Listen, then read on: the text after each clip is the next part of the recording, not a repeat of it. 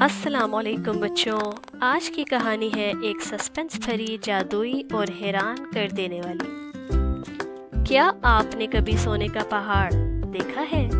تو چلو آج سنتے ہیں ایک لڑکی کی ایسی ہی کہانی جسے ملا سونے کا پہاڑ، لیکن کیسے؟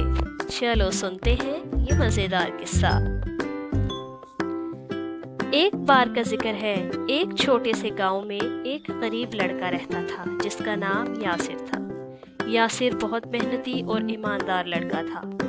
روز جنگل میں لکڑیاں کاٹتا، بازار میں بیچتا اور اپنی ماں کا پیٹ پالتا۔ ایک رات یاسر کو خواب میں ایک بوڑھا فقیر نظر آیا۔ اس نے کہا، یاسر، پہاڑوں کے اس پار ایک چھپا ہوا سونے کا پہاڑ ہے جو صرف ایک سچے دل والے کو ہی ملتا ہے۔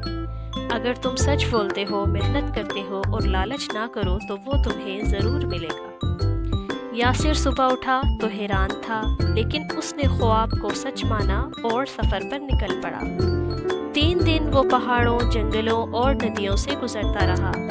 راستے میں اسے کئی آزمائشیں آئیں۔ ایک بھوکے فقیر نے کھانا مانگا، یاسر نے اپنا کھانا دے دیا۔ ایک دریا میں ایک بچہ ڈوب رہا تھا، یاسر نے اسے بچا لیا۔ ایک تاجر نے اسے جھوٹ بولنے پر سونا دینے کا وعدہ کیا، مگر یاسر نے انکار کر دیا۔